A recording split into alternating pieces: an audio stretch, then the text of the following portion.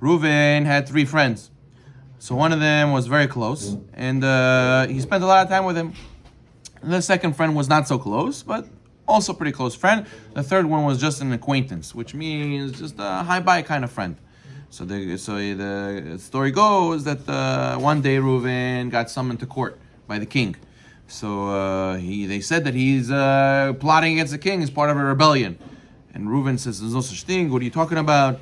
They said, "Yes, and the potential penalty is death penalty." So he called his friends.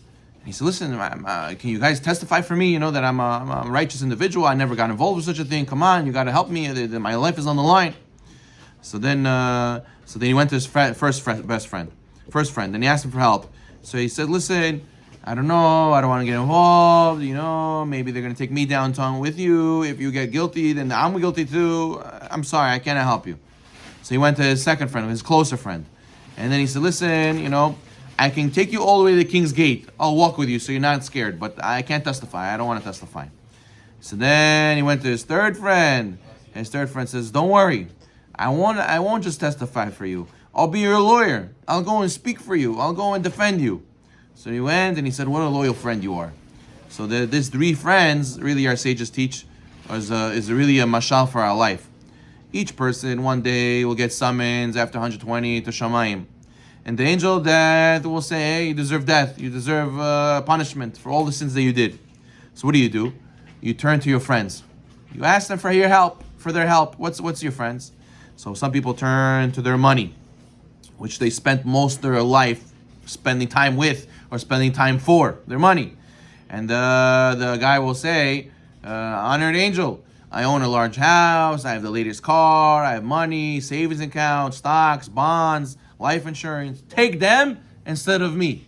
That'll be the retribution." And the angel says, "Sorry, those things mean zero, nada over here. That doesn't mean anything." And then you'll be so disappointed. You go to your next friend, your second friend. You start calling your family. "Hey, please, save me, do something." And the family, what do they say? "Listen, you left this world. We took you to the cemetery. We took you to the king's gate. That's the farthest we could go. We can't go any farther than that."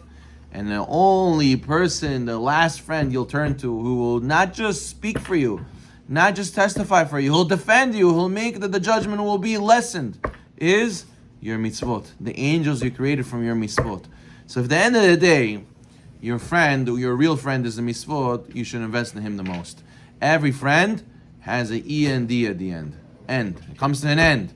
Your real friend is the Torah mitzvot you study, that will be defending you in Olam Haba. So therefore, remember, when you're hustling and bustling to make that nice deal, when you're trying to make it work and trying to set up a nice vacation on the holiday for your family, when you're trying to make nice Chol Moed trips in Sukkot, when you're trying to make everything luxurious for yourself, don't let that thought in the back of your mind go away. And always remember, but at the end of the day, who will speak for me? At the end of the day, what's the biggest investment? At the end of the day, what's going to be there for netzachim for me?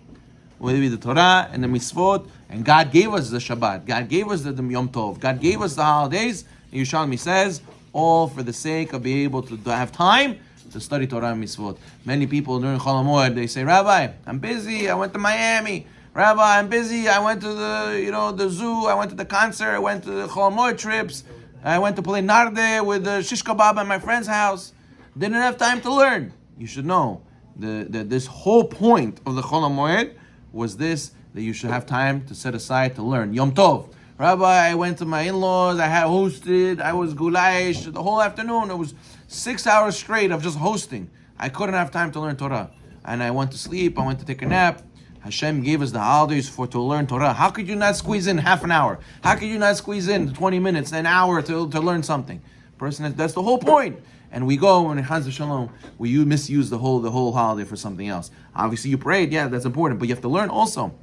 A lot of times we're in the holiday, and we have a Chol HaMoed, we have the test of working. A lot of people want to go to work during Chol HaMoed. Now, especially this year, Chol HaMoed is going to be during the week. It's going to be it's going to be a couple days of the week, not just Shabbat. So therefore, a person has to have a big test over there also. That a person not allowed to work on the holiday, not allowed to work on Chol HaMoed, and he has to have free time for what? Like we said, for to be able to go and study Torah and mitzvot, and not just you owe it to Hashem.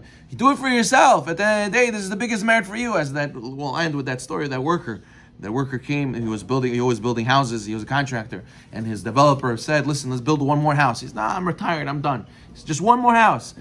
Fine. And he built the house without a full good heart attitude. He did it like, cut corners here and there. Did a lishba. And then afterwards, he told him, "Listen, you finished the house?" He says, "Yes, here's the keys." He says, the developer said, "No. This house I wanted to give you as a gift. This is for you." And he gave it back to him. And he said to him, "I realized in that moment, I'm such a fool.